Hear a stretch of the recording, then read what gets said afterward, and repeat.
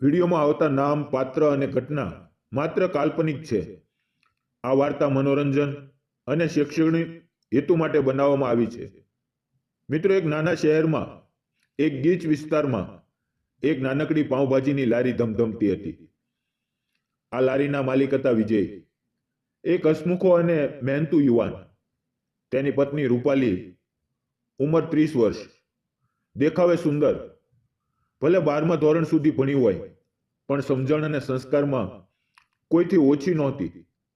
ગરીબ પરિવારમાંથી આવતી રૂપાલીને વિજયે અપાર પ્રેમ આપ્યો હતો. તેમનું જીવન ભલે સાદું હતું, પણ પ્રેમ અને સંતોષથી ભરપૂર હતું. વિજયની પાઉંભાજીની લારી એ માત્ર કમાણીનું સાધન નહોતી, પણ તેમના સુખી સંસારનો આધાર હતી. વિજયની લારી પર એક યુવાન કામ કરતો હતો, જેનું નામ અજય. અજય વિજયનો બાળપણનો મિત્ર હતો. તે પ્રામાણિક, સંવેદનશીલ અને જવાબદાર હતો. વિજય તેને પોતાના નાના ભાઈ જેવો જ માનતો હતો, અને અજય પણ વિજય પ્રત્યે અપાર વફાદારી ધરાવતો હતો. તે સવારથી સાંજ સુધી વિજય સાથે ખંભે ખંભો મિલાવીને કામ કરતો. રૂપાલી પણ અજયને પરિવારના સભ્ય જેવો જ ગણતી. તેમની વચ્ચે એક સ્વચ્છ અને આદરપૂર્ણ સંબંધ હતો. રૂપાલી અને વિજયનું જીવન એક ખુશનુમા સવાર જેવું હતું. તેમની વચ્ચેનો પ્રેમ નાની નાની વાતોમાં છલકાતો. વિજય રૂપાલીને એટલો પ્રેમ કરતો કે તેને ક્યારેય કોઈ વાતની ઉણપ નહોતી વર્તાવા દેતો. ભલે તેમની પાસે ધન દોલત નહોતી, પણ તેમની પાસે એકબીજાનો સાથ હતો, જે દુનિયાની કોઈ પણ સંપત્તિ કરતા વધારે કિંમતી હતો. રૂપાલી વિજયના સપનાઓમાં પોતાનું જીવન જોતી હતી, અને વિજય રૂપાલીની આંખોમાં પોતાના ભવિષ્યને ઉજ્જવળ બનાવવાનો સંકલ્પ કરતો. પણ કિસ્મતને કંઈક બીજું જ મંજૂર હતું. એક દિવસ સામાન્ય દિવસની જેમ વિજય લારી પરથી ઘરે પાછો ફરી રહ્યો હતો. રસ્તામાં એક અચાનક થયેલા અકસ્માતમાં વિજયનું મૃત્યુ થયું. આ સમાચાર રૂપાલી પર આપ ફાટવા સમાન હતા. તેની દુનિયા એક જ ક્ષણમાં ઉજળી બની ગઈ. જે પ્રેમ, જે સપના, જે ભવિષ્ય તેણે વિજય સાથે જોયું હતું, તે બધું જ એક ઝાટકે છીનવાઈ ગયું. વિજયના મૃત્યુ પછી રૂપાલી સંપૂર્ણપણે તૂટી ગઈ. તેના જીવનમાં એક અંધકાર છવાઈ ગયો. તેની આંખોમાંથી આંસુ સુકાતા નહોતા. તેનું હસતું મોં શાંત બની ગયું. તે એકલી પડી ગઈ હતી, એકલી આ દુનિયાના વિશાળ રણમાં. વિધવા સ્ત્રીનું જીવન, ખાસ કરીને ગરીબ પરિવારમાં, કેટલું કપરું હોય છે તે તેને હવે સમજાઈ રહ્યું હતું. સમાજની દ્રષ્ટિ, લોકોની દયાભરી નજર, આ બધું તેની અંદરથી કોરી ખાતું હતું. હવે આ રૂપાલીનું શું થશે? તે કઈ રીતે જીવશે? આવા સવાલો તેના મનમાં ઘૂમરાતા હતા, અને લોકોની આંખોમાં પણ તે એ જ સવાલો દેખાતા હતા.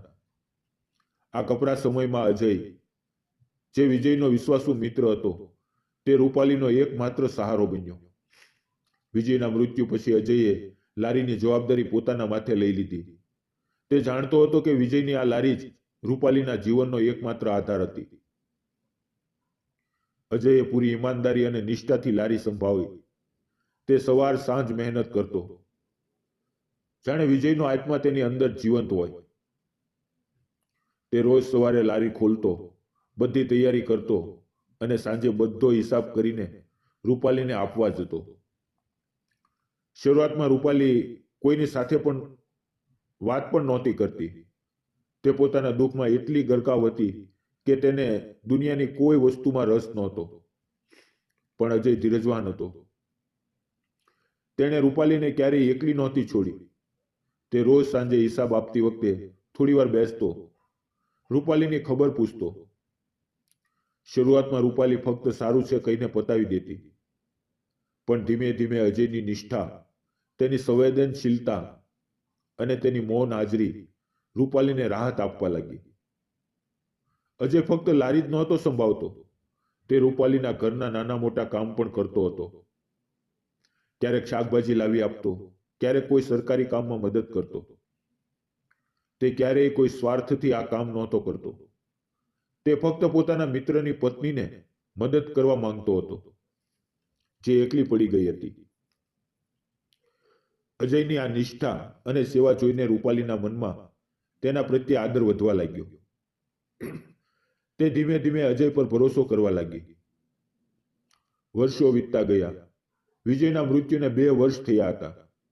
રૂપાલીના ઘા ભલે રૂજાયા નહોતા, પણ તે હવે થોડી સ્વસ્થ બની હતી.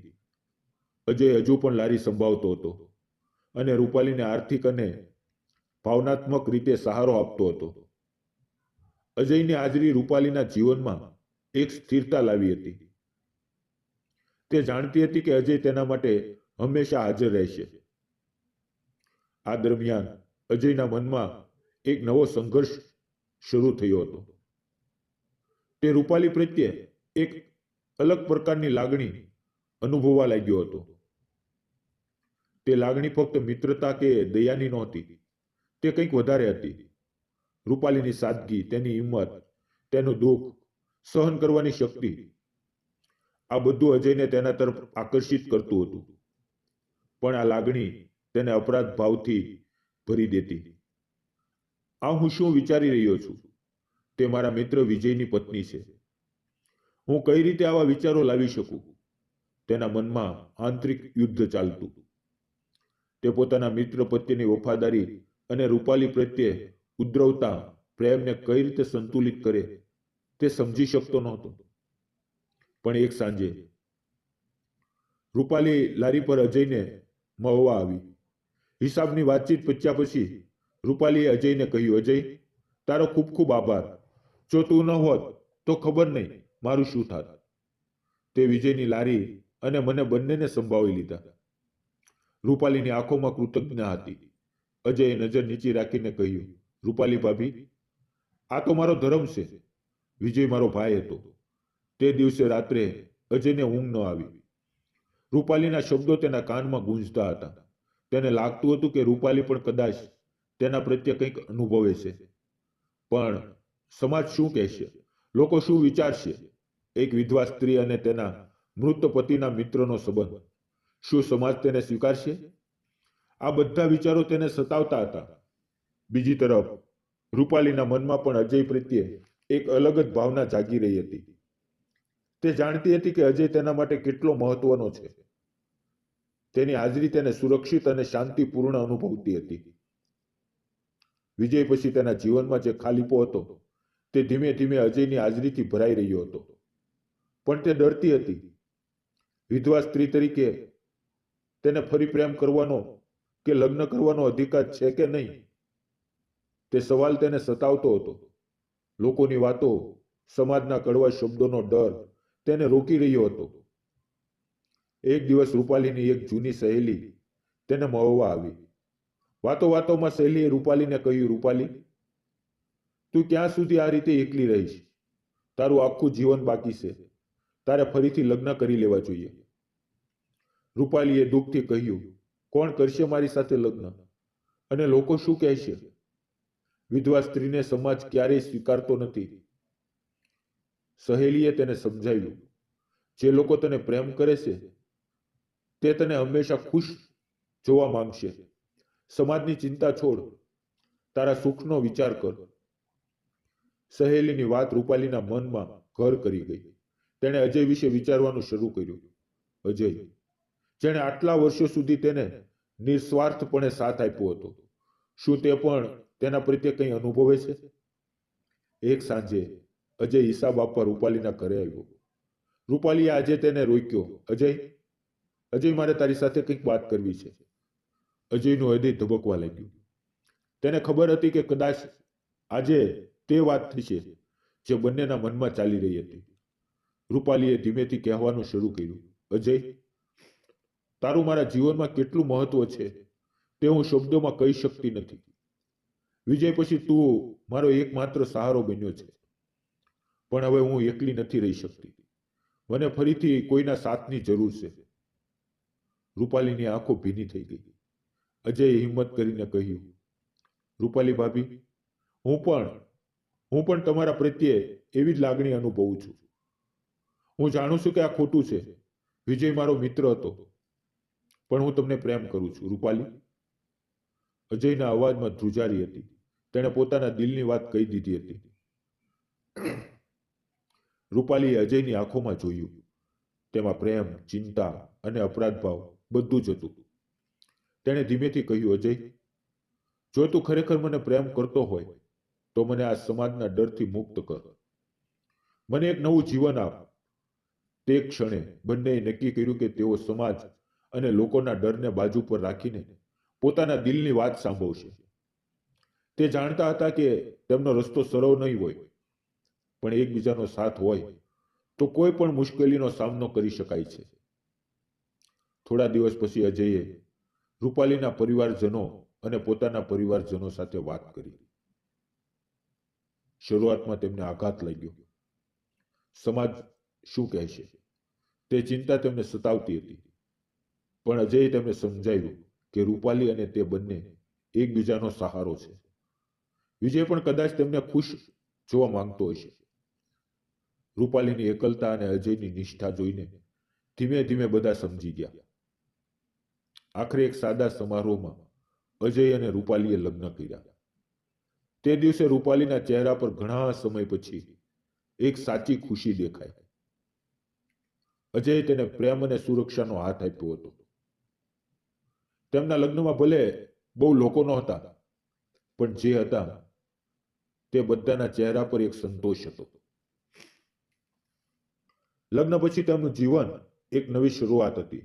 અજયે લારીનું નામ બદલીને રૂપાલી પાઉંભાજી રાખ્યું. તે રૂપાલીને પૂરો આદર આપતો અને તેને ખુશ રાખવા માટે બનતા બધા પ્રયત્નો કરતો. રૂપાલી પણ હવે ફરીથી હસવા લાગી હતી. તેના જીવનમાં ફરીથી રંગો પૂરાયા હતા. તેઓ જાણતા હતા કે સમાજમાં કેટલાક લોકો હજી પણ તેમના સંબંધને સ્વીકારી શકશે નહીં, પણ તેમને તેની પરવા નહોતી. તેમને એકબીજાનો સાથ મળ્યો હતો, જે સૌથી મહત્વનો હતો. અજય અને રૂપાલીએ સાબિત કરી બતાવ્યું કે પ્રેમ કોઈ ઉંમર, કોઈ પરિસ્થિતિ કે સમાજના નિયમોને આધીન નથી. સાચો પ્રેમ તો દિલથી થાય છે અને તે જીવનને બીજી તક આપી શકે છે. આજે રૂપાલી અને અજય ખુશીથી જીવન જીવી રહ્યા છે. તેમની રૂપાલી પાઉંભાજી લારી પણ ખૂબ સારી ચાલે છે. રૂપાલી હવે અજય સાથે લારી પણ મદદ કરે છે. તેમના જીવનમાં શાંતિ અને સંતોષ છે. અજયે વિજયના મિત્ર તરીકેની વફાદારી પણ નિભાવી હતી અને રૂપાલીને એક નવું જીવન આપીને સાચા પ્રેમનું ઉદાહરણ પૂરું પાડ્યું હતું. મિત્રો, આ વાર્તા આપણને શીખવે છે કે જીવનમાં ક્યારેય અણધારી ઘટનાઓ બને છે જે આપણને તોડી નાખે છે, પણ જો આપણે હિંમત ના હારીએ અને સાચા સંબંધોને ઓળખીએ તો જીવન આપણને બીજી તક જરૂર આપે છે. પ્રેમ, દયા અને માનવી લાગણીઓ એ જ જીવનનો સાચો આધાર છે. એકલા રહેવું એ જીવનનો અંત નથી. સાચો સાથી અને સાચો પ્રેમ એ જીવનને ફરીથી જીવવા માટે પ્રેરણા આપી શકે છે. મિત્રો, જો તમને આ વાર્તા ગમી હોય તો એક નાની એવી કોમેન્ટ જરૂર કરજો અને વિડીયોને લાઈક અને ચેનલને સબસ્ક્રાઇબ કરવાનું ભૂલશો નહીં. ફરી મળશું એક નવી હૃદયસ્પર્શી વાર્તા સાથે. ત્યાં સુધી આવજો.